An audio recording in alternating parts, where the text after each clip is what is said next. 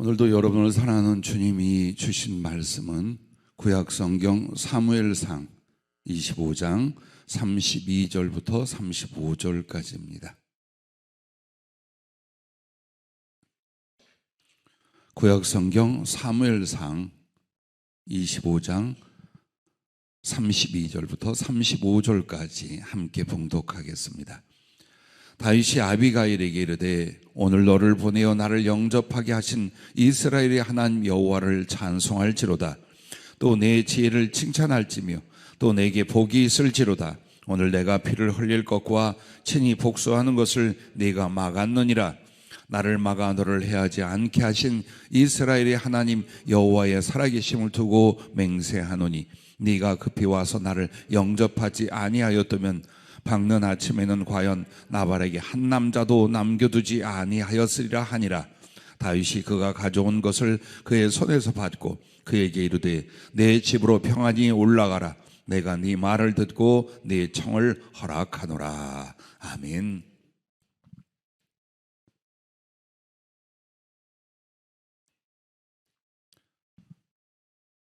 성령께서는 9월에 하나님의 사랑을 구하라는 이 말씀을 통해서 계속 지혜에 관한 말씀을 주고 계십니다. 오늘 말씀 제목이 사랑과 지혜입니다. 사실 지혜라고 하는 것이 무엇일까요?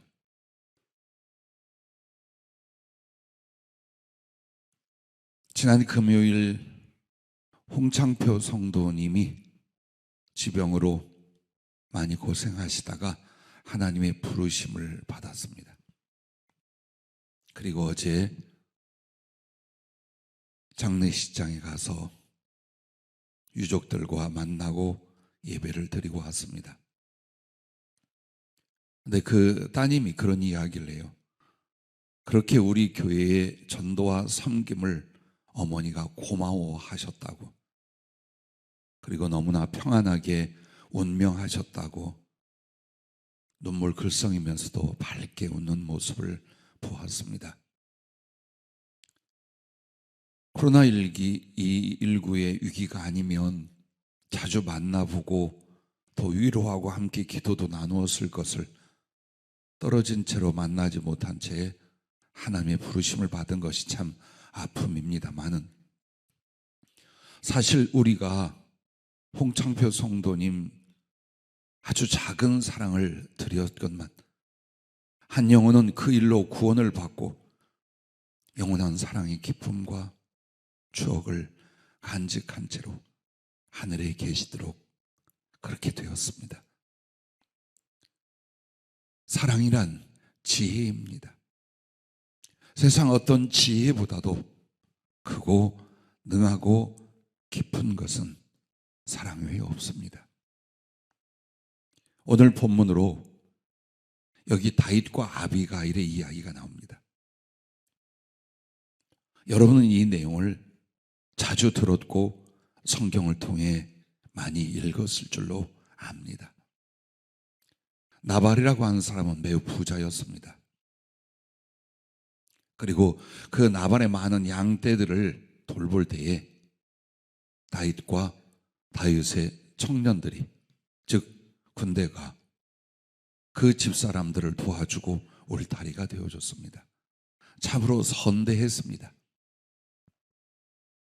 어느 날 다윗은 쫓겨 도망가는 신세여 함께 많은 군대가 있으므로 줄여 있었습니다. 나발이 양털을 깎는 그것은 잔치입니다. 그 좋은 날 소년들 10명을 보냅니다. 우리에게 좀 먹을 것을 나눠주어라. 우리가 당신들에게 이렇게 선대하며 우정과 사랑을 가져오지 않았더냐. 근데 이 나발이라는 사람은 말할 수 없이 인색하고 어리석은 사람이라 말합니다. 단번에 거절을 합니다. 그리고 심한 모욕을 합니다. 요새 주인을 떠나 종놈들이 떠돌아다니는데 어디서 와서 뭐 하는 놈인지 모르는데 내가 다윗에게 무엇 하나 줄 것 같으냐. 다윗이 누군지 압니다. 근데 지금 처지가 어렵고 쫓겨다닌 신세라는 이유만으로 의리도 사랑도 은혜도 싹 쳐버리게 됩니다. 다윗이 대노하여 칼을 차고 군대와 함께 나발과 그 집안 전체를 멸하겠다고 분노에 사로잡혀 쳐들어가고 있었습니다. 한 종이 이 상황을 주인 나발에게 말하지 않아요. 주인의 아내 아비가일에게 주장합니다. 그리고 그 모든 내막을 설명을 합니다. 이 종 또한 굉장히 지혜로운 사람이죠. 자기 주인에게 말해봤자 소용없고 가만히 있자니 자기와 주변 모든 사람이 다 죽게 생겼어요. 그러므로 평소 인자하고 총명한 여주인 아비가일에게 얘기를 합니다. 아비가일은 급히 많은 먹을 식량을 준비하고 예물을 준비해서 다윗을 찾아 쫓아갑니다. 그리고 이 아비가일의 지혜를 보십시오. 다윗에게 엎드려 남편의 잘못을 자기에게 돌리며 용서를 구하고 절을 합니다. 그리고 다윗을 인정을 해요. 다윗이 하나님 앞에 어떤 사람이며 하나님의 어떤 은혜의 사람이며 이 일로 인하여 얼마나 마음이 상하고 분노할 것인가 인정하고 칭찬하고 이해를 해줍니다. 그렇게 하며 자기 남편과 상황을 아주 그 못된 것을 솔직히 시인을 합니다. 그렇게 하면서 점점 이 다윗에게 하나님의 공의에 대해서 이야기를 합니다. 마땅히 죽어 그 진노를 풀어 남편과 우리가 죽어 마땅합니다. 그러나 왕이 되실 때에 하나님의 의를 이루실 때에 보복하고 피 흘렸다는 그런 오점을 왜 남기시겠습니까? 저자는 하나님이 칠 것입니다. 그러므로 다윗은 하나님 앞에서 이렇게 하시는 것이 옳지 않겠습니까? 하고 다윗을 진정시킵니다. 그러자 오늘 본문으로 읽었던 내용이 다윗이 아비가일에 이르되 오늘 너를 보내어 나를 영접하게 하신 이스라엘의 하나님 여호와를 찬송할지로다. 또 내 지혜를 칭찬할지며 또 내게 복이 있을지로다. 오늘 내가 피를 흘릴 것과 친히 복수하는 것을 네가 막았느니라 하면서 그가 가져온 것을 다 받고 그의 청을 들어 돌려보내며 아비가일의 가족 집안에는 큰 위기가 넘어가게 됩니다. 그 뒤에 나발이 급사하게 됩니다. 두려움으로 그랬는지 하나님이 쳐서 그는 급사하게 됩니다. 다윗이 이 과부가 된 아비가일을 자기의 왕비로 데려갑니다. 자, 이 순간적인 이야기, 그러나 너무나 아름다운 결말을 가져온 이 이야기를 통해 주님은 사랑과 지혜를 우리에게 가르쳐 주고 계십니다. 우리는 남들보다 뛰어나는 것, 많이 벌어 원하는 대로 쓰고 사는 것, 더욱 똑똑해지는 것, 이것을 지혜로 봅니다. 그러나 성경은 사랑이 지혜, 사랑하는 사람이 지혜로운 자와 지혜로운 결과를 가져온다라고 오늘 이야기를 하고 계신 것입니다. 첫째, 이 사랑과 지혜 관계의 5가지를 말씀해 주시는데 그 첫째가 사랑은 생명을 살리는 지혜라고 하셨습니다. 아비가일이 다윗에게 나아간 것은 단지 머리를 쓴 지혜가 아닙니다. 하나님을 경외하며 다윗을 진실로 존경하고 사랑했습니다. 귀하게 여겼습니다. 그래야 그는 자신과 집안을 다 살리게 됩니다. 오늘 사랑으로 생명을 살리는 지혜라는 것, 그 중에 첫째 하나님의 지혜 예수 그리스도, 바로 고린도전서 1장 21절부터 24절에 보면 하나님의 지혜에 있어서는 이 세상이 자기 지혜로 하나님을 알지 못함으로 하나님께서 전도에 미련한 것으로 믿는 자들을 구원하시기를 기뻐하셨도다. 유대인은 표적을 구하고 헬라인은 지혜를 찾으나 우리는 십자가에 못 박힌 그리스도를 전하니 유대에게는 거리끼는 것이요 이방인에게는 미련한 것이로되 오직 부르심을 받은 자들에게는 유대인이나 헬라인이나 그리스도는 하나님의 능력이요 하나님의 지혜니라 라고 말씀을 합니다. 이 말씀이 무엇입니까? 인류, 그 가운데 있는 바로 나. 모든 인류는 죄로 인하여 권리로는 사단의 소유가 되고 존재로는 율법의 저주 아래에 있게 됐고 영혼으로는 지옥에 던져지게 됐습니다. 인간은 어떤 방법으로도 구원할 수 없습니다. 그런데 여기 하나님의 지혜가 나타났습니다. 그 지혜는 사람이 사람을 구원할 수 없고 어떤 제도나 하나님의 피조물도 죄를 지은 인간을 구원할 수가 없습니다. 그러나 하나님은 이렇게 하셨습니다. 인간의 저주와 모든 죄악의 대가를 하나님이 사람이 되기로 하사 당신이 짊어지기로 하신 것입니다. 그래서 죄 없는 사람의 몸으로 오셔서 나와 인류의 죄악과 지옥의 저주를 당신이 십자가에서 감당을 하십니다. 그리고 믿는 자들의 의롭다함을 위하여 부활하십니다. 그리고 율법의 행위나 삶의 행위가 아니라 바로 하나님이 예수 그리스도를 통하여 이렇게 우리 구원의 은혜 베풀어 주신 것을 믿음으로 구원을 받게 합니다. 마귀가 상상하지 못했습니다. 하늘의 천사나 인간들도 탄식은 할지언정 이런 방법이 있다는 것을 생각하지 못했습니다.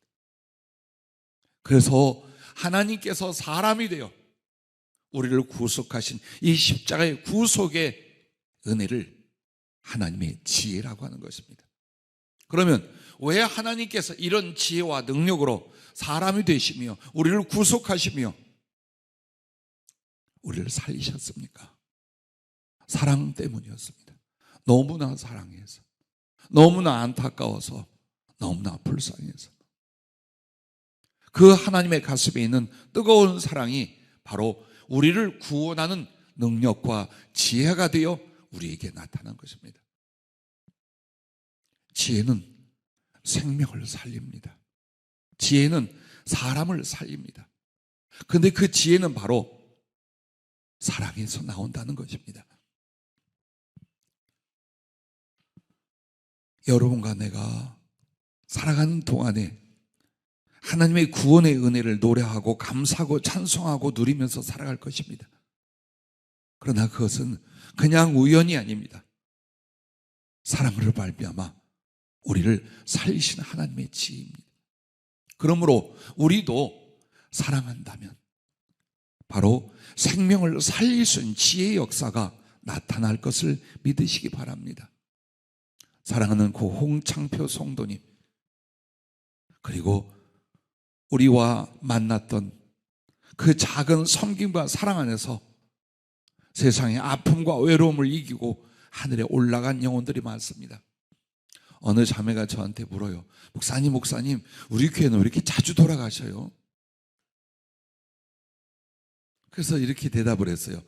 그건 노인이 많으시고 환우가 많아서 그렇지. 이별이라는 건 아픔이지만 그토록 고독하고 힘들고 아파했던 이들이 예수님을 만나 순간 위로와 소망을 갖고 하늘로 옮겨가는 모습을 보는데 여기에 여러분과 나의 약간의 사랑, 작은 사랑. 그런데 그것으로도 어떻게 됩니까? 사람이 예수님을 만나요. 천국의 믿음과 소망을 가져요. 그리고 이 고통과 죄와 썩어질 육체를 벗는 순간 하나님의 영광 가운데 들어가게 돼요. 우리가 무엇을 했습니까?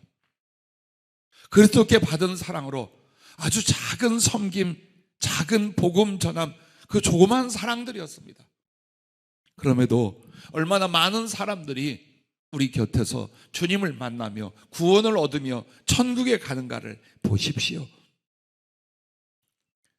그러므로 사랑은 생명을 살린 지혜라는 것입니다. 열왕기하 7장에 보면 엘리사 때에 이 사랑과 긍휼은 많은 사람을 구원한 이야기가 하나 있습니다. 엘리사 때에 하나님을 거스려 죄악을 범한 이 왕가 때문에 사마리아가 아람 왕 베나닷에게 침략을 당합니다. 그리고는 그 사마리아를 애워싸고 많은 시간을 보내니 굶주리게 됩니다. 어느 날 왕이 성벽을 따라 순행을 하는데 두 여인이 싸움이 났어요. 그래서 그 잡아먹을 듯이 싸우는 싸움 가운데 들어가 보니 이 이야기예요. 하도 배가 고파서 오늘은 내 자식 잡아서 같이 먹자. 다음에는 네 자식 잡아서 먹자. 그랬는데 내 자식을 잡아 같이 먹고 나서 이제 네 자식 잡아 먹자 하니까는 안 내놓는다 이거예요. 이걸로 울고불고 뜯어먹을 듯이 싸우고 있어요. 옷을 찢고 통곡하고 애통해합니다.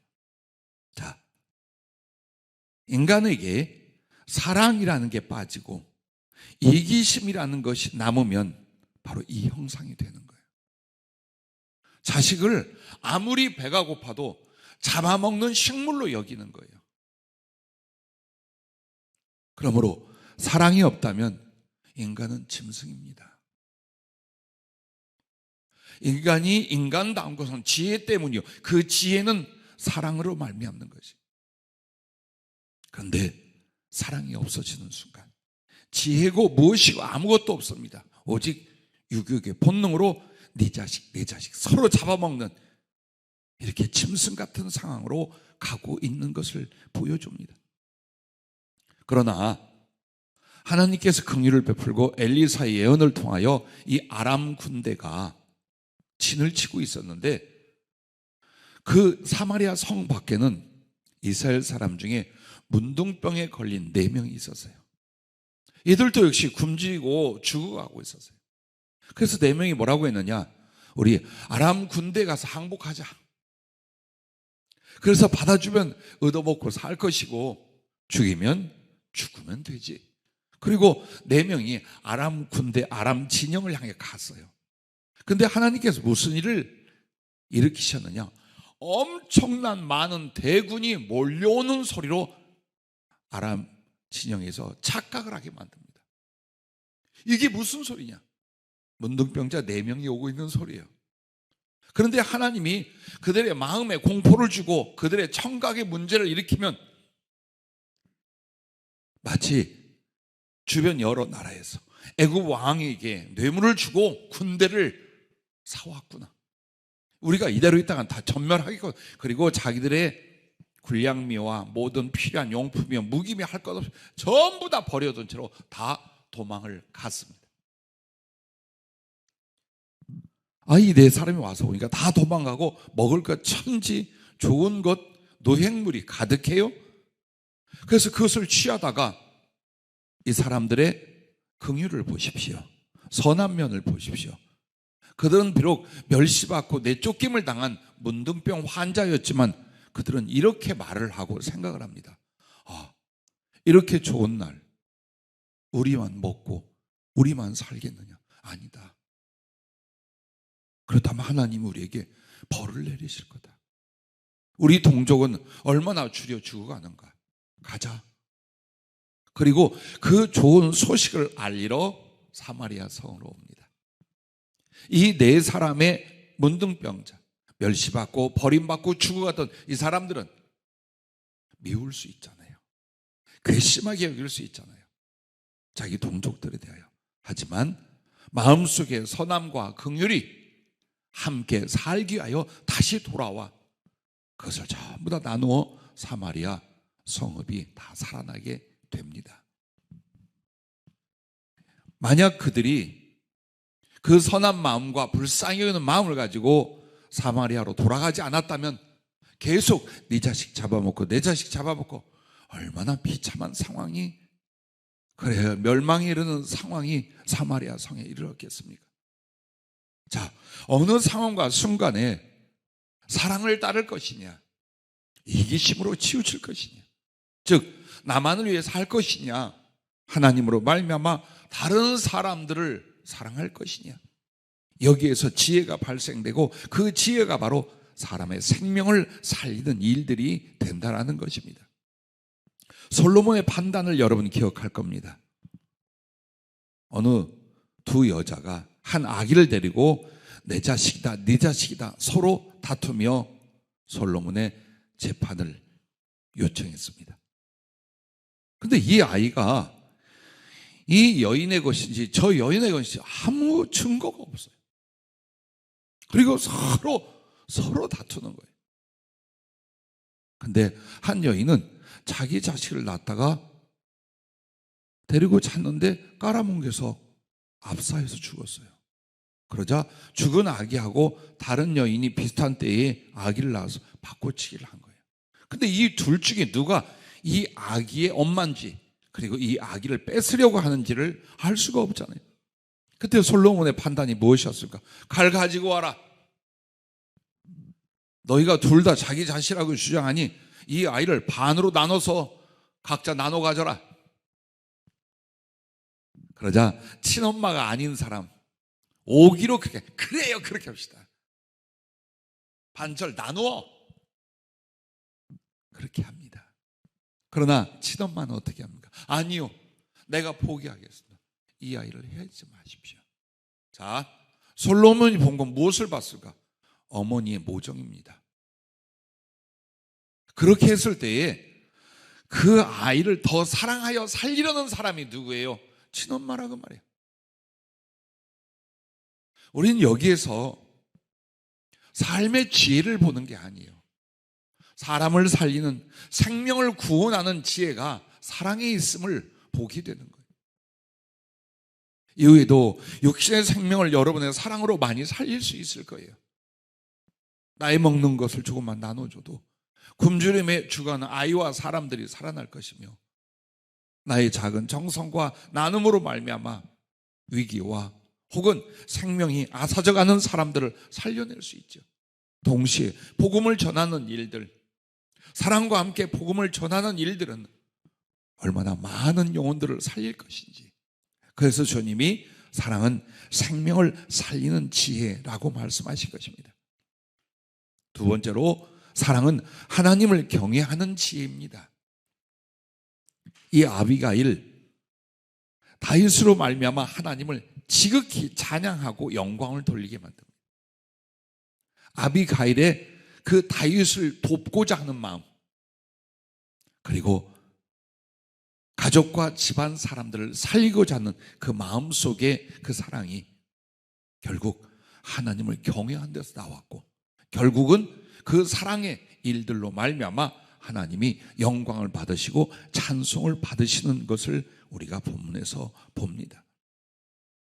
첫 순교자 아벨이 창세기 4장 4절부터 12절에 나옵니다. 근데 여러분,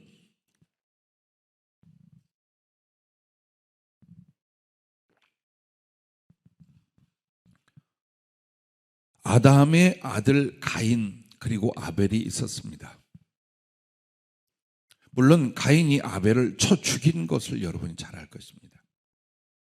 그런데 우리가 생각해 봐야 될 것이 있는데, 가인은 농사를 짓는 사람이고 동생은, 즉 아벨은 목축을 하는 사람이에요. 그럼 목동이었던 다윗을 보아서 다윗이 가인하고 맞짱을 뜨면 질까요? 지지 않아요. 아벨은 정말 하나님을 사랑하고 경외했습니다. 그래서 하나님께 제사를 지내면 그의 중심과 그의 예물은 하나님이 연락하는데, 가인은 시기와 욕심이 가득합니다. 거절합니다. 얼굴이 울긋불긋 분노와 시기로 어찌할 줄 모릅니다. 그때 하나님이 네 속에 놓은 죄를 다스려라. 즉 하나님이 네 제물을 받지 않는 건 네 심보가, 네 중심이 그 모양이야.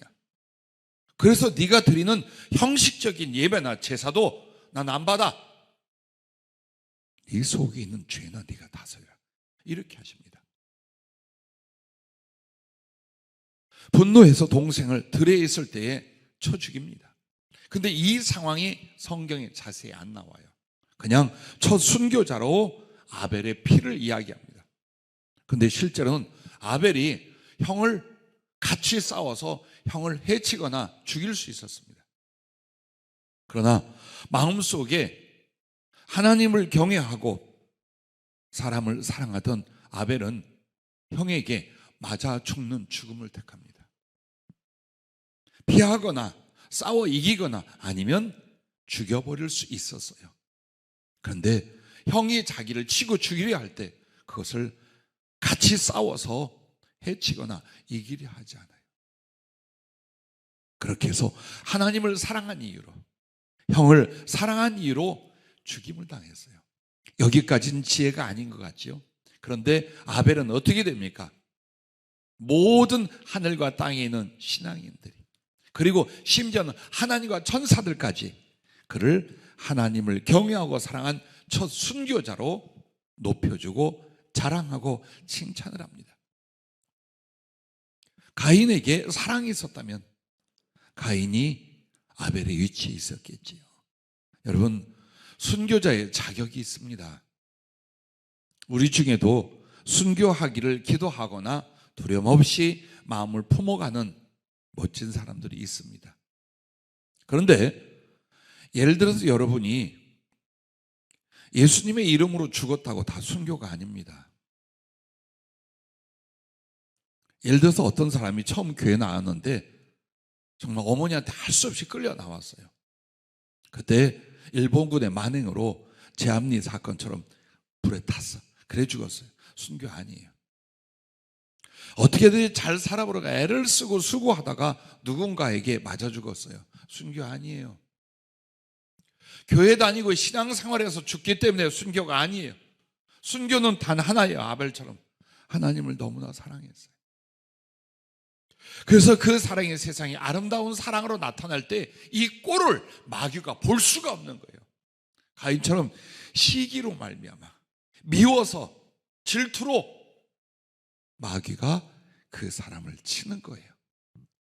그래서 하나님과 영혼에 대한 사랑의 그 아름다움을 시기해서 마귀가 직접 쳐서 죽여 없애는 이 과정에 있는 사람을 순교자라고 하는 거예요.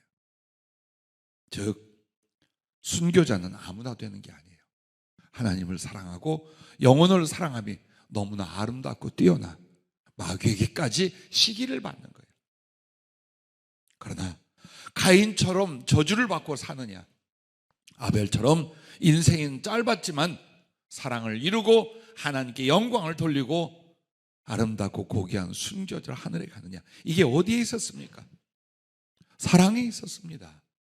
배움이 아니며 가질 재물의 소유가 결코 아닙니다. 마치 우리는 이것으로 굉장히 하나님께 영광을 돌리고 그리고 많은 일을 할 줄로 압니다. 아니요. 사랑의 가슴, 사랑의 삶입니다. 막달라 마리아가 누가복음 7장에 나오고 8장 1절부터 3절에 나옵니다. 짐작하건대 한 죄인이란 여인이 예수님께 다가와 자기의 눈물을 뿌려 주님 발을 적시고 머리를 풀어 그 발을 닦아드리며 값지고 고귀한 향유를 발에 부어드리고 입맞춤을 쉬지 않는 이 장면이 막달라 마리아라는 걸 누구나 짐작합니다. 그리고 8장으로 넘어가면 바로 예수님과 제자들을 이 귀신 쫓김을 받고 주님의 은혜를 입은 여인들 부대가 나옵니다. 한 소대가 나옵니다. 그 중에 막달라 마리아가 나와요. 그들은 자기의 소유로 주님과 제자들을 섬겼더라라고 나옵니다. 그리고 초대교회는 막달라 마리아 회가 있었어요. 한 파가 있었어요. 구제에 힘을 쓰며 기도에 힘을 쓰던 그런 파가 생길 정도였었어요. 이 사건에서 주인이 시비를 겁니다. 예수님을 초청했던 그 집 바리새인 시몬이라는 사람이 예수님과 제자들을 초청을 했어요. 그런데 전혀 주님을 섬기거나 주님을 높이거나 사랑함이 없어요. 지나가던 손님이 와도 그렇게 할 수는 없어요. 들어올 때 주님을 끌어안고 입 맞추지 않았어요. 정말 향유는커녕 올리브 기름도 부어주지 않았어요. 한마디로 손님이 올 때 영접하는 최소한의 예절 베품도 없었어요.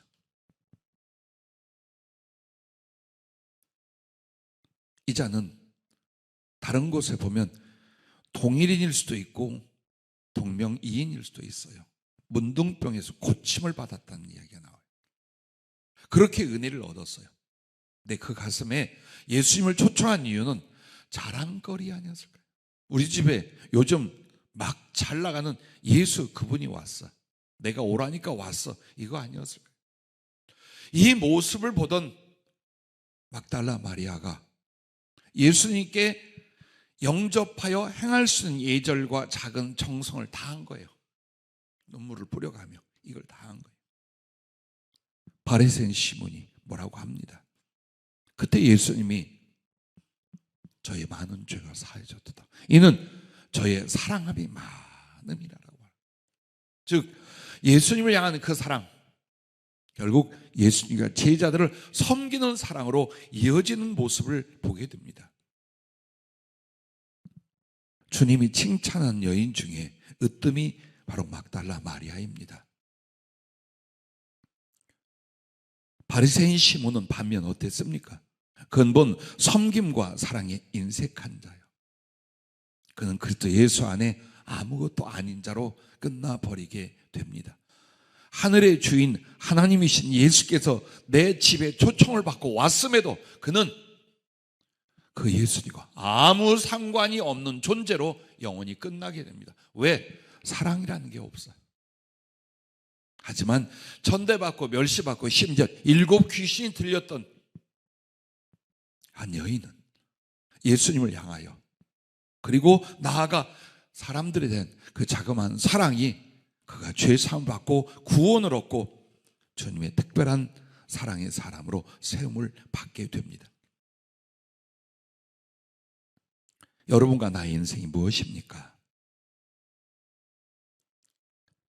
마태복음 10장 42절에 보면 또 누구든지 제자의 이름으로 이 작은 자 중 하나에게 냉수 한 그릇이라도 주는 자는 내가 진실로 너희에게 이르노니 그 사람이 결탄코 상을 잃지 아니하리라 하시니. 어떤 사람은 냉수가 굉장히 그 시대에 컸다고 그렇게 우기지 말고 정말 아주 사소하고 작은 것이라도 주의 이름으로 베풀고 섬기고 희생하고 사랑할 줄 안다면 그걸 사람이 고마워하는 정도가 아니라 주님에게 한 것이래요. 사랑은 주님에게 하는 것이에요. 사람에게, 믿음의 형제들에게 하는 여러분의 친절, 섬김, 사랑 모든 것들은 주님에게 하는 것이요, 주님을 높이는 것이요, 주님께 영광을 돌려드리는 것이랍니다. 마태복음 25장 34절부터 40절에 여러분 알죠? 구원에 관한 이야기를 합니다. 양과 염소 오른편과 왼편으로 갈라버릴 걸 말합니다. 근데 딱 한 가지 기준이에요. 교회를 오래 다녔느냐, 세례를 받고 예수를 믿었느냐, 혹은 직분을 가졌느냐, 너는 목사였더냐, 이걸 안 물어보셔요. 그리고 그냥 이 이야기만 합니다. 내 아버지께 복받을 자들이여 나와 창세로부터 너희를 위하여 예비된 나라를 상속받으라. 이유가 뭐라고요? 내가 줄일 때에 너희가 먹을 것을 주었고 목마를 때에 마시게 하였고 나그네 되었을 때에 영접하였고 헐벗었을 때에 옷을 입혔고 병들었을 때에 돌을 보았고 옥에 갇혔을 때에 와서 보았느니라. 이에 의인들이 대답하여 이르되 주여 우리가 어느 때에 주께서 줄이신 것을 보고 음식을 대접하였으며 목마르신 것을 보고 마시게 하였나이까? 어느 때에 나그네 되신 것을 보고 영접하였으며 헐벗으신 것을 보고 옷 입혔나이까? 어느 때에 병드신 것이나 옥에 갇히신 것을 보고 가서 배웠나이까 하리니 임금이 대답하여 이르시되 내가 진실로 너희에게 이르노니 너희가 여기 내 형제 중에 지극히 작은 자 하나에게 한 것이 곧 내게 한 것이니라. 쉽지요. 그러나 두렵지요. 우리가 사랑하고 섬기고 돕고 긍휼히 여긴 그것이 주님께 한 것이랍니다. 그러나 이 말씀도 있어요. 바로 내 형제 중 지극히 작은 자 하나에게 안 한 것이 내게 안 한 것이니라. 주님을 사랑한다, 하나님을 경외하고 높인다는 거 너무 쉬워. 사람에게 조금만 더 사랑하면 돼요. 눈 뜨고 조금만 더 사랑하면 돼요. 조금만 더 나누고 섬기고 이기적인 자아를 사랑으로 나누면 돼요. 근데 그것을 안 해요. 그러므로 믿음이라는 이름은 있으나 구원이라는 열매는 일어나지 않는다라는 거예요. 기억하십시오. 난 여러분들이 저와 같이 큰 꿈을 품고 나중에 하나님 나라를 위하여 이렇게 수고하고 충성하고 쓰임 받겠다고 말합니다. 그때까지 가지 마십시오. 왜 여러분과 우리 인생이 힘든 줄 압니까? 그때 가서 주의 일을 하려고 그래요. 그러면 이 말은 하나님이 내게 부어주지 않고 나를 세워주지 않으면 난 아무것도 주의 일을 못합니다. 이 말과 같은 거예요. 주의 일이란 오늘 내 옆에 있는 믿음의 형제들, 나아가 이웃들에게 사랑을 나누는 거예요. 있는 모습 그대로. 어마어마한 걸 벌고 만들어서 주의 일이 아니에요. 꿈을 꾸세요. 그러나 지금 내 가난함 속에, 내 연약함 속에 마음을 나누고 언어를 나누고 복음을 나누고 작은 물질이나 재능도 나누는 거예요. 그러고 있노라면 큰 것을 맡기실 거예요. 그 꿈을 이루시는 사랑의 성취를 여러분에게 주실 거예요. 그러니까 지금 변명하지도 말고 인색하진 더덕하지 마세요. 나중으로 돌리지 마세요. 여러분과 나의 모든 외로움과 불행이 어디서 온 줄 압니까? 사랑을 미루기 때문입니다. 주의 일 하면서 나중으로 미룹니다. 지금 하세요. 보는 사람들에게, 만나는 사람들에게, 그리고 계획적으로. 사랑은 세 가지 요소가 있어요. 긍휼과 섬김과 희생이에요. 긍휼은 불쌍히 여겨 자비를 베푸는 거예요. 섬기는 건 무엇을 돕는 거예요. 그러기 위하여 희생하는 거예요. 이 세 가지 요소가 나의 지금 형편과 처지와 상관없이 얼마든지 주님의 이름으로, 주의 사랑으로 나갈 수 있잖아요. 행할 수 있잖아요. 그것이 바로 주님을 높이고 사랑하는 모습입니다. 여러분과 내가 기억해야 될 것은 하나님이 내게 얼마나 주셔 나를 썼느냐가 아닙니다. 가장 궁핍하고 비천할 때에도 하나님의 사랑으로 그 사랑을 이루어갔던 나의 삶, 나의 중심, 바로 이 부분이라는 것을 잊지 마시길 바랍니다. 세 번째로 사랑은 형통하게 하는 지혜라고 했습니다. 형통하게 하는 지혜. 자, 그 중에 첫째, 사랑의 선택으로 평안과 부요를 얻은 아브라함 이야기입니다. 창세기 13장 8절부터 보면 자기 조카 롯을 친자식처럼 키워요. 그래서 하란에서부터 가나안까지 함께 옵니다. 목축업을 해서요.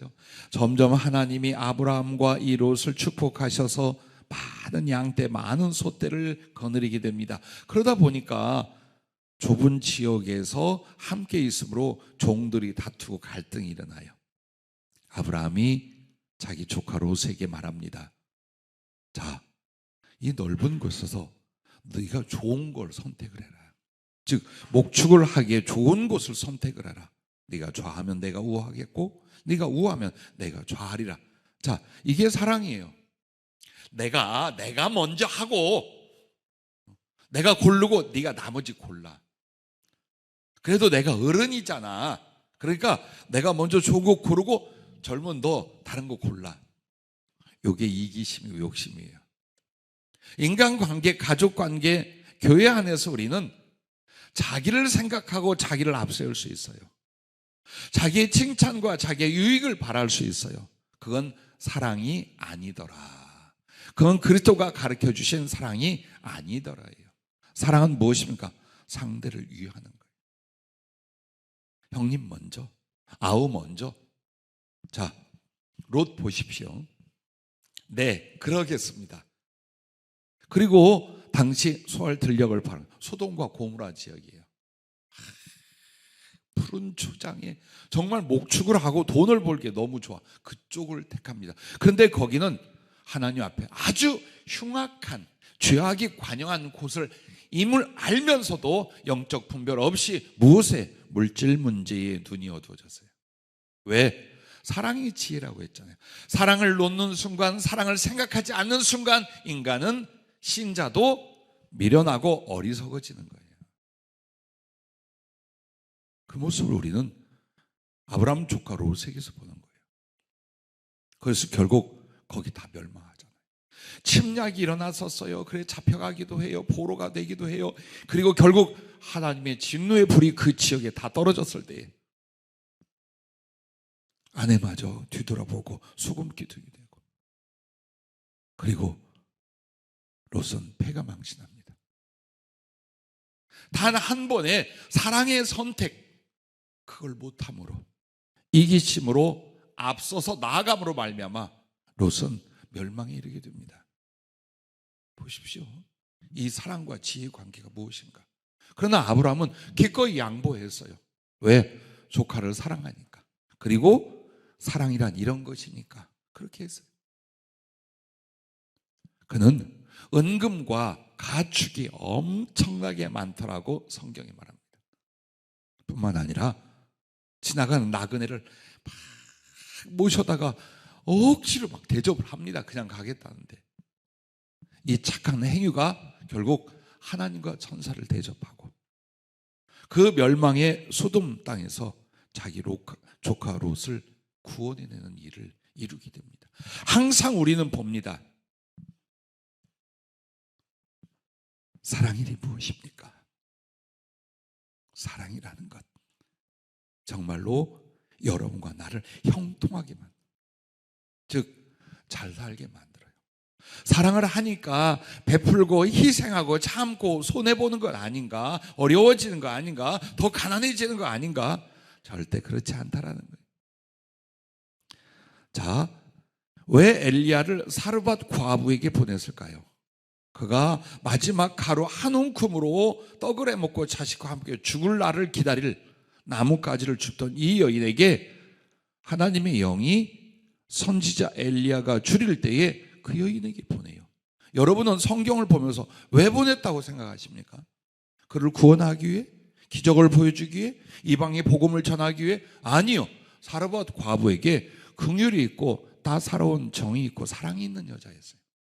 그러므로 굶어 죽어가도 하나님의 사람을 접대할 것이라고 하나님이 믿은 거예요. 그리고 보냈어요. 그리고 어떻게 됩니까? 그 흉년이 끝날 때까지 가루통에 가루가 마르지 않고 기름병에 기름이 마르지 않아요. 즉 물질과 필요한 것으로 넉넉하게 채워주는 것, 딱 한 번의 긍휼과 사랑이 있었다라는 거예요. 혹시 여러분과 나 잘 안 됩니까? 뭐가 잘 안 풀립니까? 사랑하세요. 좀 베풀고 나누세요. 악착같이 모아서 뭔가 내 자식과 내가 잘 살려는 거 좀 바꿔봐. 이래도 못 살고 저래도 못 사는데 주님 말씀대로 사랑이라도 하자 해봐요. 어떤 일이 일어나나. 한번 해보세요. 벌벌 떨어서 여러분 많이 모으셨어요? 죽기 살기로 살아서 이제 넉넉해졌어요? 아니지요. 한번 나눠줘 보세요. 정을 주고 사랑을 주고 도움을 주고 한번 해보세요. 그리고 생각과 목표도 거기에 가지세요. 잘 살자가 아니라 잘 섬기고 많이 사랑하자. 이게 예수님이 우리에게 주신 목적이며 사명이에요. 그리고 우리의 행복이에요. 근데 우리가 왜 힘들고 불행하냐? 악착같이 나와 내 사랑하는 이들이 그래도 살으려고, 그래도 더 잘 살려고 여기에 마음을 두고 삶을 쏟기 때문이에요. 그러므로 여러분과 나에게 주님이 형통이란 말이 무엇입니까? 다 잘 된다는 거예요. 하나님이 구하는 대로 이루어 주시고, 그리고 하나님이 그를 들어 쓰신다는 이야기예요. 부디 여러분과 내가 이걸 기억해야 돼요. 엘리야를 섬긴 사르밧 과부, 엘리사를 섬긴 수넴 여인, 만약 그들이 사랑에 섬김이 없었다면 어떻게 될까요? 자식들 둘 다 죽었잖아요. 가장 비참한 고통과 어려움에 처해졌을 거예요. 그러나 그들은 양쪽 다 자식이 죽었으나 하나님이 그 자식들을 살려줘요. 물질적이고 말고도 사랑하는 아들, 외아들, 그들이 병으로 죽을 때 하나님이 무엇 때문에? 섬긴 것 때문에, 사랑을 베푼 것 때문에 그 자식들을 살려줘요. 보세요. 이런 일이 벌어져요. 우리도 알게 모르게 섬기고 사랑하고 정을 주고 친절하고 도왔던 그런 것들 있을 거예요. 그리고 하나님 반드시 그걸 통해 여러분에게 이만큼의 은혜, 이만큼의 복, 그리고 장래 은혜를 더해 주실 줄로 믿으시길 바랍니다. 여러분이 잘 아는 요셉, 어떤 사람이었습니까? 하나님이 함께 하사 그를 형통케 하였더라. 창세기 39장에 보면 그래요. 형제들에게 배반당하고 팔려서 보디발의 집에 갑니다. 그런데 얼마나 잘 섬기는지 몰라요. 자, 사랑이란 성실이에요. 여호와의 인자하심과 성실하심이 영원하시도다. 보세요. 사랑이라는 건 일시적으로 주는 정도가 아니에요. 남의 유익을 위하여 성실할 수 있는 거예요. 그래서 여러분이 하나님을 찬양할 때 여호와의 인자하심과 성실하심이 영원하시도다라고 하는 거예요. 이 버림받은 가장 비참하고 원한이 가슴에 가득할 이 요셉이 팔려간 그 집에서도 정말 열심히 섬기는 장면이 나와요. 그리고 또 거기서 억울한 일을 당해서 감옥에 갑니다. 감옥에서도 얼마나 잘 섬겼는지 간수장이 그에게 모든 걸 맡겨요. 그런데 놀라운 일이 있어요. 그 창세기 요셉의 이야기를 다시 읽다가 전 이걸 보았어요. 그게 뭐냐면 창세기 40장 6절 7절 말씀에 보면은요, 이 요셉이 감옥에서 돌보고 섬기는 일을 했잖아요. 그때 바로 왕의 술 맡은 떡 맡은 관원장들이 어떻게 거기 들어와 있어요. 그게 들어가서 보니까 그들 안색이 어느 날 너무 안 좋아요. 아니 왜 이렇게 안색이 안 좋으십니까? 하고 그들에게 안부를 묻고 염려를 하고 위로를 하려는 그 자상함을 봐요 거기서.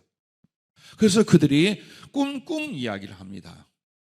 이런 꿈을 꿨는데 이 꿈이 너무 기이하고 마음에 번뇌를 준다. 그래서 그것을 하나님이 주신 지혜로 풀어줍니다. 그렇게 해서 한 사람은 그 꿈풀이대로 불려가서 죽고 한 사람은 살아나요. 그리고 그 살아난 그 사람이 결국 나중에 요셉을 바로 왕의 꿈 꾸었을 때 해석할 수 있는 사람으로 이끌어서 바로 왕의 꿈을 해석하여 애굽 제국 전체를 살리고 거기에 총리가 되고 주변 각국을 다 살리고 자기의 친족들을 다 살린 일이 벌어져요. 자, 그 친절이, 그 자상함이 인맥 형성을 해요. 인간관계의 아름다운 인연과 결과를 만들게 하는 거예요. 그러므로 내가 잘해서 이익이 될까? 뭐 이까지 인간 내가 함부로 대해도 되지? 그게 아닌 거예요. 냉정하지 마세요. 쌀쌀하지 마세요. 자기만 생각하지 마세요. 어느 공동체, 어느 만남 속에도 친절하세요. 배려하세요. 더 가까이 다가가세요. 큰 것을 못 주더라도 다른 영혼을 위로하고 도우려는 마음으로 가까이 가보세요. 요셉이 결정적으로 등극하고 쓰임받은 이유는 바로 감옥에서 이 사건이었어요. 근데 거기에 안색이 좋지 않고 잘 먹고 잘 살다고 들어온 것들이 여기 오니까 그렇겠지? 응? 그래 너희도 고생 좀 해. 미안해 여러분 쳐다보기 말하니까 재밌기도 하다. 그렇게 생각하고 지나갈 수 있잖아요. 그런데 아무 자기와 상관없는 죄수들의 안면, 그들의 표정까지 살피는 거예요.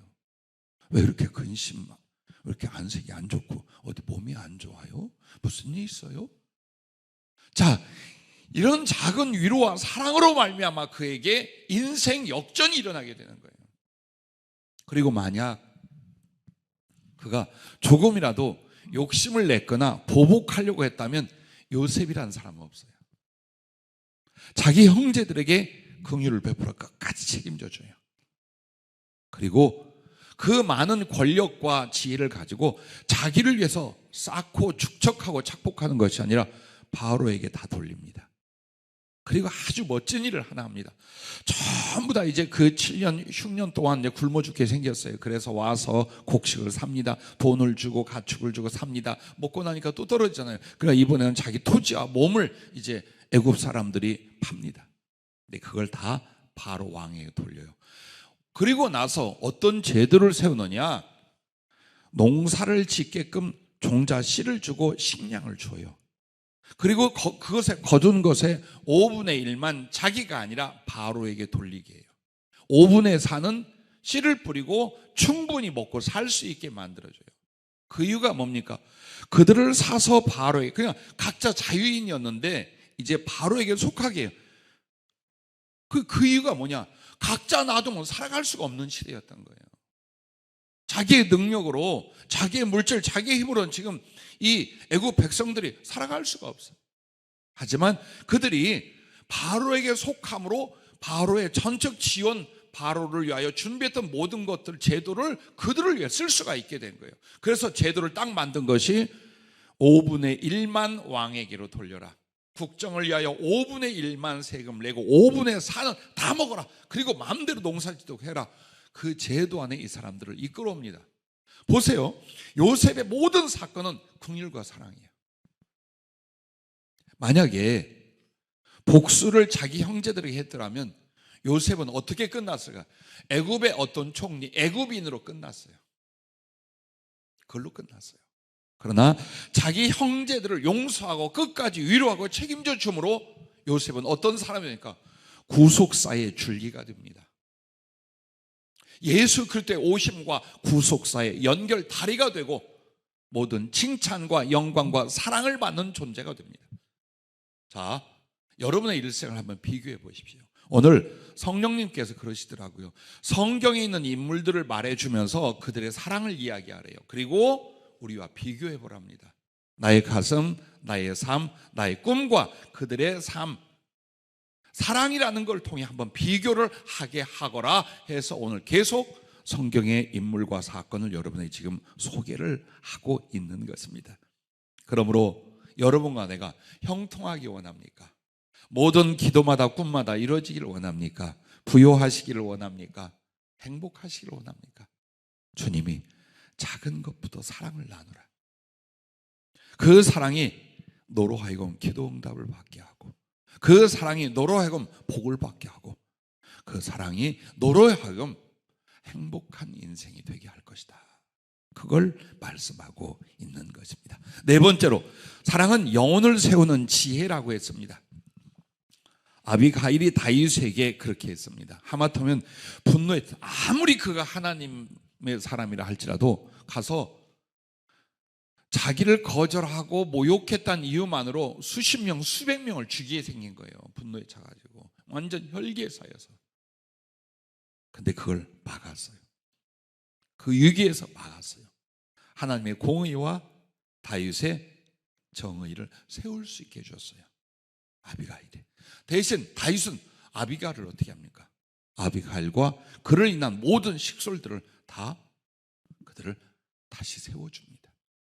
이처럼 사랑이라는 것, 먼저 갈릴리로 배반한 제자들을 찾아오신 예수님을 기억해 보십시오. 요한복음 21장에 보면은 예수님이 오십니다. 그때 주님을 위해서 죽기로 작정했던 베드로, 그리고 도마, 기타 모든 제자는 그리스도와 함께 죽으려고 했어요. 하지만 주님이 체포될 때 다 버리고 도망가고, 베드로는 예수님을 안다는 걸 부인하게 하여 저주하고 욕하고 맹세하여 예수님을 부인해 버렸어요. 그것도 3번이나. 주님 부활에 대해서 소식을 듣고 또 경험도 했습니다. 하지만 이제는 갈릴리 바닷가에 가 있습니다. 그리고 거기서 얼마나 초조했겠어요. 부활의 주님이 오실지 안 오실지, 자기들이 버렸으므로 주님도 버릴지, 오셔서 어떻게 책망하실지 많은 고민들이 있을 거 아니에요.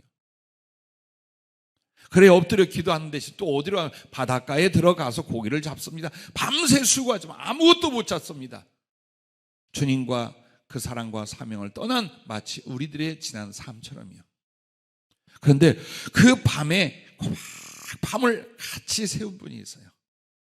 그리고 새벽 미명이 이르자 얘들아 고기 좀 잡았니? 하고 대화를 하며 예수님이신 것을 압니다.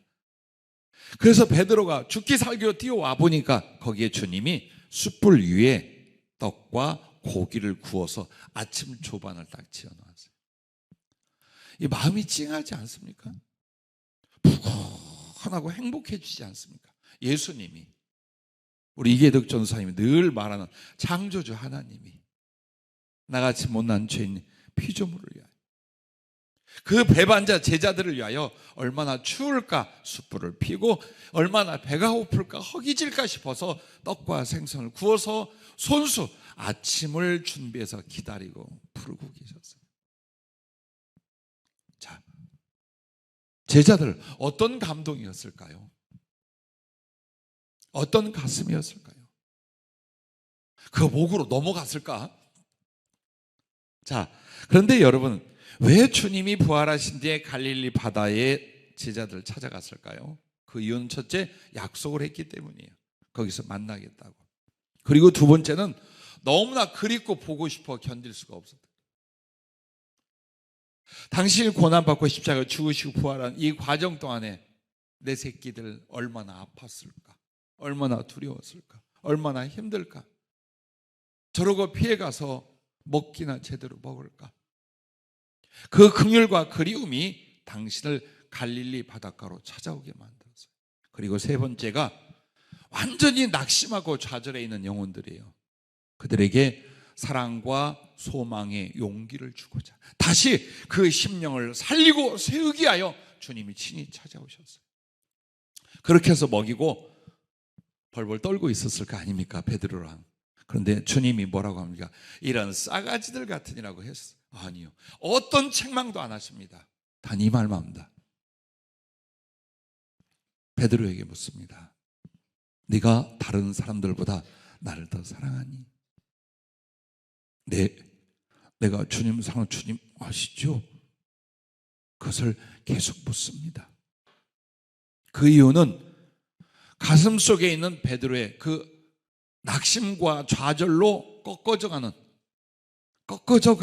그 갈대 같고 꺼져가는 심지 같은 그리스도를 향한 사랑, 이걸 일으키는 거예요. 그 사랑이 다시 일어나게 해줌으로 말미암아 이제 앞으로 어떻게 주를 위해서 멋지고 강하고 능하게 쓰임받는 하나님의 전사 사도가 될 것인가, 주님은 그걸 보셨어요. 그 갈릴리 바다로 찾아와 주심으로 말미암아 온 세계에 복음을 전하고 로마의 심장에 가서 그리스도를 전파하고 당당하게 거꾸로 십자가에 못 박혀 죽은 베드로가 만들어진 것입니다. 세계 각국 곳곳마다 어느 지역에 가서 복음을 전하며 그리스도를 사랑하고 증거하다가 다 순교한 주님의 제자들, 그 순교자들을 만들어낸, 세우신 것이 바로 갈릴리 바닷가에 찾아가신 주님입니다. 여러분에게는 자녀들이 있고 남편과 아내가 있습니다. 교회에서는 믿음의 형제들이 있습니다. 혹은 여러분이 담당한 영혼들도 있습니다. 여러분의 그 사랑이 다른 영혼들에게 용기를 주고 소망을 주고 그리고 일어날 수 있게 하는 거예요. 책망으로 사람을 가르치고 지적과 잔소리로 비판으로 사람을 움직이려 하지 마십시오. 안 움직여요. 예, 움직여. 뒤로 움직여요.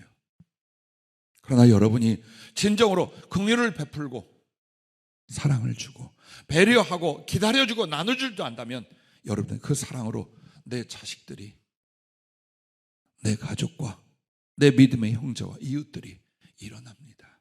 위로받고 소송되고 희망을 갖고 용기를 얻고 살아갈 수 있게 됩니다.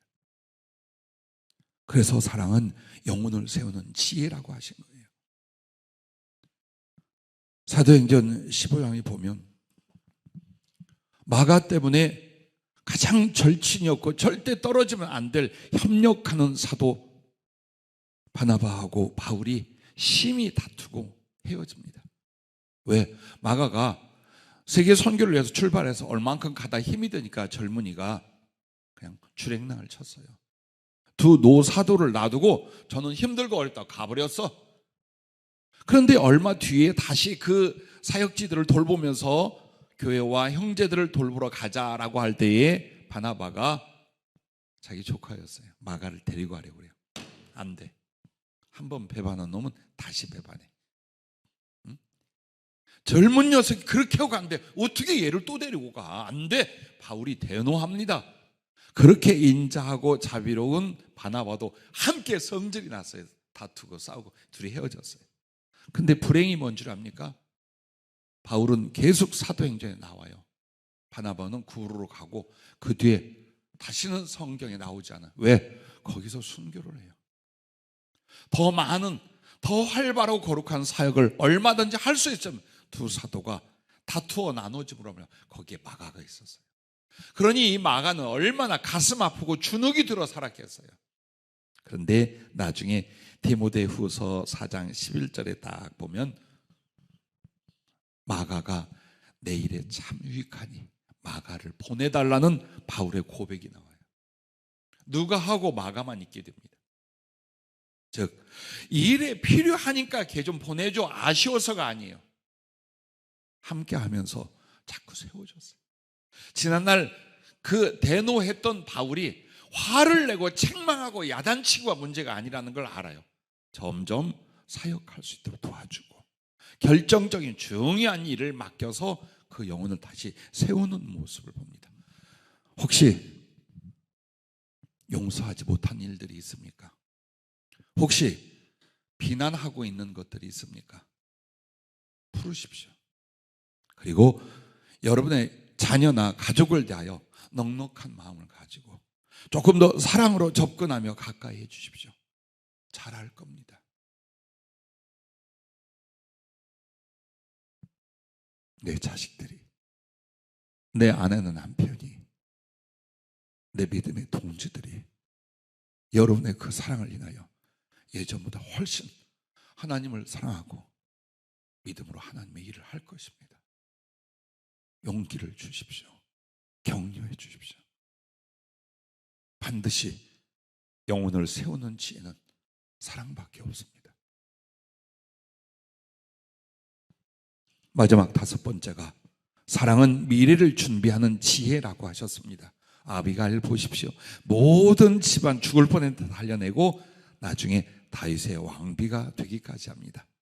사랑의 지혜란 이런 것들이에요. 이처럼 남편 나발 보십시오. 엄청난 부자였어요. 권세에 있었어요. 근데 자기의 한 치 앞도 내다보지 못한 어리석은 자였어요. 왜? 교만과 인색함이 나발을 그렇게 무너지게 만들어요.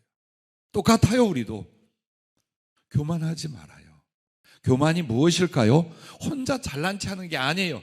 사람을 섬길 줄 모르는 것. 왜? 나만 위하기 때문에. 그래서 이기심이나 교만은 같은 뿌리예요. 그게 사람을 지극히 어리석게 만든다는 거예요. 사랑의 눈이 되십시오. 사랑의 입이 되십시오. 사랑의 머리와 가슴이 되십시오. 그러면 사랑의 손과 발이 되며 여러분 주변의 많은 사람들이 마치 비 온 뒤에 새싹이 자라나듯 메마른 땅에 고목이 다시 싹을 피우듯 영혼들이 세워져 갈 줄로 믿습니다. 뿐만 아니라 이렇게 우리는 미래를 준비해 나가게 될 줄로 믿습니다. 바르실레라 하는 사람이 사무엘하 17장에 나옵니다. 다윗이 자기 아들이 배반을 했잖아요. 그래서 싸우지 않고 도망을 갑니다. 맨발로 울며 예루살렘을 떠납니다. 그리고 많은 고난과 어려움을 겪으면서 그 시절을 보내고 있을 때에 바르실레와 및 몇몇 사람이 다윗과 함께하는 사람들을 먹을 것, 마실 것, 입을 것, 쉴 것 다 공급을 해요. 자, 난이 평정이 됐어요. 그래서 이제 강을 건너 예루살렘으로 돌아가게 됐어요. 그때에 잊지 않고 다윗이 바르실레에게 말합니다. 나랑 같이 갑시다. 나랑 같이 가서 내 궁전에서 내가 당신을 평생에 대접하겠습니다. 그렇게 사랑하고 그렇게 높이려 해요. 그때 바르실레가 내가 늙어서 좋은 걸 알겠습니까? 맛있는 걸 알겠습니까? 나는 단지 왕이 필요할 때 작은 걸 섬겼고, 그리고 이제 돌아가신 길에 이 강을 함께 건너기 위하여 배웅하러 나왔습니다. 그래도 하도 강청하니까 그렇다면 나 대신 내 아들 기맘에게 그렇게 해주십시오. 그렇게 해서 그 아들이 다윗의 왕궁에서, 그럼 왕궁에서 먹고 마시다는 얼마나 높은 벼슬 관직을 줬다니. 그리고 다시 죽을 때에 솔로몬에게 유언을 해요. 바르실레, 그를 생각하여 그가 나에게 이렇게 선대했다. 그러므로 그 가족들에게 네가 이렇게 선대하라. 유언을 할 정도예요. 보십시오. 한 번의 일이었어요. 뭐 평생 다윗 뒷바라지를 한 게 아니라 가장 고난받고 있을 때, 가장 가난할 때, 여러분 은혜는 그것입니다. 보십시오. 내가 좀 나누어서 내게 돌아올 이익 있는 사람에게 무언가를 나누는 건, 그것은 장사예요. 그건 흥정이에요. 내게 돌려줄 수 없을 사람들에게 나누어 주고 베푸는 거예요. 가슴에 이 사랑의 은혜를 절대 잊지 못합니다. 다윗이 그래서 바르실레와 그 자식들까지 장래를 어떻게 해요? 책임을 져주는 모습이 나오게 됩니다. 근데 이때 이 사건 비슷한 때에 시므이라고 하던 사울 족속 중에 사람이 있어요. 얼마나 강력하게 쫓겨가는 다윗을 욕하는지 몰라요. 아주 입에 담을 수 없는 저주와 욕을 하며 따라옵니다. 다윗의 신하들이 그 목을 베려고 할 때 나더라. 여호와께서 오늘 나를 저주케 하니 저가 저주하는 것이지. 그것을 겸손히 받아들여요. 그런데 하필이면 이렇게 쫓겨가고 도망가는 것 같았던 다윗 왕이 다시 돌아오게 됩니다. 시므이 난리가 났겠죠. 벌벌 떨고 와서 빌어요. 그래서 그때는 안 죽여요. 그런데 아들 솔로몬에게 말한다. 네 지혜로 그는 악한 자다. 절대로 그냥 좋게 죽게 하지 마라. 그렇게 유언을 해요. 그래서 솔로몬이 왕이 된 뒤에 시므이를 불러 이런 지혜를 합니다. 너 절대로 예루살렘 떠나지 마라. 예루살렘 안에서 살 때는 네가 평안할 거야. 예루살렘을 벗어나는 순간 너는 죽임을 당할 것이다. 이 약속을 해요. 그런데 어느 날 종 둘이 도망을 갔어요.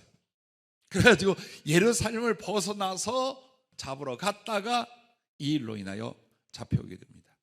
그리고 솔로몬은 그 약속한 대로 그를 죽입니다. 자, 미래가 이렇게 돼요. 바르실레와 시므이란 두 사람이 같은 때에 다윗 옆에 있었어요. 쫓겨간다고 왜 욕을 하고 저주를 합니까? 왜 밟아도 될 것 같아? 예? 이제는 다윗 밟고 욕해도 될 것 같아? 그래서 그렇게 했어요.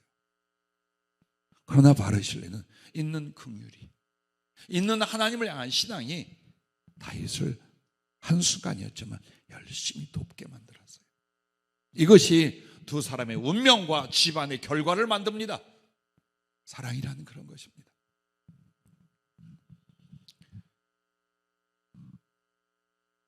하나님께서 섭리하실 때 대부분이 뭐냐면 인맥이에요. 인맥, 뭐 학연 이렇게 하면 안 좋은 말, 그야 못된 짓 할 때 뭉치니까 안 좋은 말이에요. 그럼 인맥이란 뭡니까? 인간관계라는 거예요.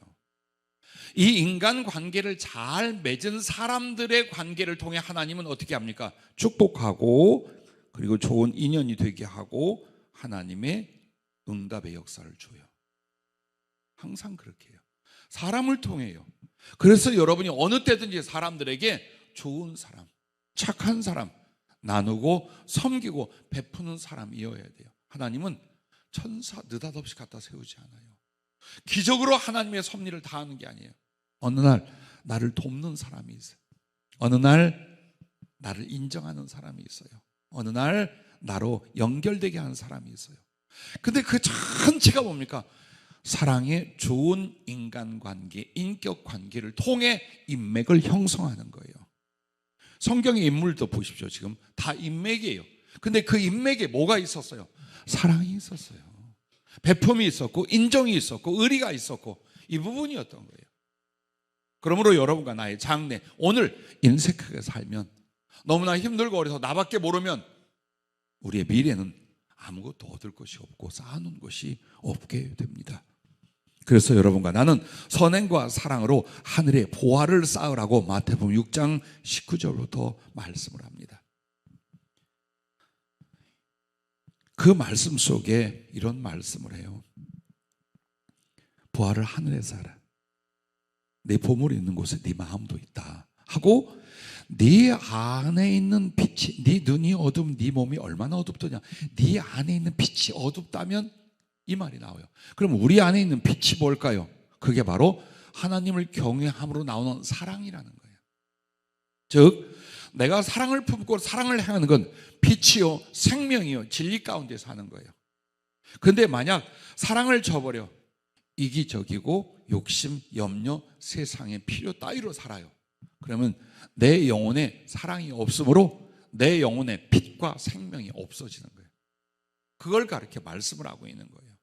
그래서 여러분과 내가 재물을 가지고 재물을 섬기고 하나님을 섬기고는 못한다. 둘 중에 하나밖에. 그럼 어떻게 하랴? 이 재물을 가지고 하나님을 섬기자. 그 방법이 뭐예요? 내게 있는 재물이나 기타 힘이나 재능을 가지고 사랑을 실천하는 게 하나님을 섬기는 거예요. 하늘의 보화를 올리는 교회에 헌금하는 것도 있지만 모든 뭘 말하는 거예요? 선행과 사랑을 베풀기 위하여 물질을 쓰고 삶을 드리고 나의 존재를 나누는 거예요. 바로 그것이 하나님께 한 것이요 하늘의 보화를 쌓는 것입니다. 부디 여러분과 나의 인생에 있어서요 기억하십시오. 가난한 자를 불쌍히 여기는 것은 여호와께 구워드리는 것이니 그의 선행을 그에게 갚아 주시리라고 잠언 19장 17절에 말합니다. 하나님께 구워준대요. 구워준다는 말이 뭘까요? 하나님을 섬겼다는 말을 않고 구워준대요. 이는 본전과 이자를 갚아주는 거예요. 근데 본전보다 이자가 어마어마하게 하나님 갚으시는 거예요. 땅에서 갚고 하늘에서 갚는다는 거예요. 사랑과 긍휼, 섬김과 베품, 위로와 화평, 이런 것들이 얼마나 아름다운 지혜인지요, 얼마나 큰 능력이고 자산인지요. 여러분의 삶과 죽음이요, 여러분의 실패와 성공이 바로 사랑 그 지혜에 있다는 것입니다. 마지막으로 마태복음 19장 28절부터 29절을 읽어드리면, 예수께서 이르시되 내가 진실로 너희에게 이르노니 세상이 새롭게 되어 인자가 자기 영광의 보좌에 앉을 때에 나를 따른 너희도 12 보좌에 앉아 이스라엘 12 지파를 심판하리라. 또 내 이름을 위하여 집이나 형제나 자매나 부모나 자식이나 전토를 벌인 자마다 여러 배를 받고 또 영생을 상속하리라. 이 말씀을 합니다. 그런데 여기서 버린 자마다, 이 말을 주목하십시오.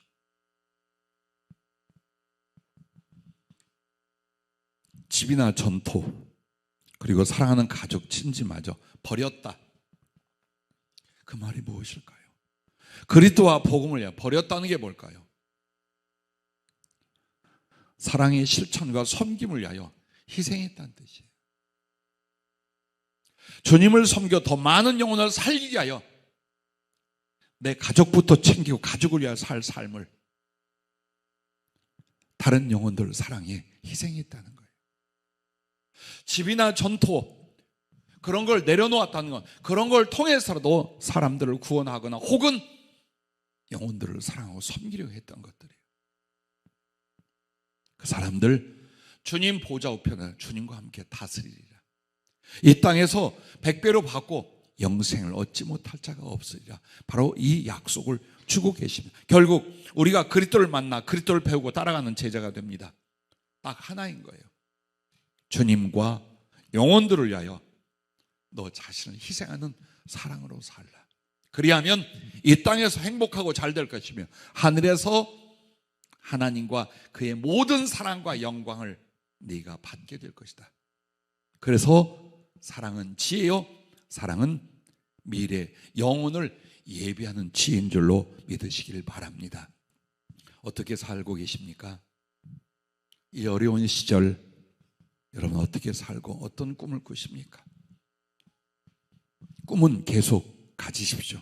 더 크고 위대하고 아름다운 큰 사랑을 주 앞에서 이루리라. 꿈을 계속 가지십시오. 그럼 오늘은 무엇을 할까요? 아주 작은 일에 여러분의 마음, 말 한마디, 그리고 나눔과 섬김에서 진실하고 열심 있는 사랑을 하십시오. 그것이 지혜인 줄로 믿습니다.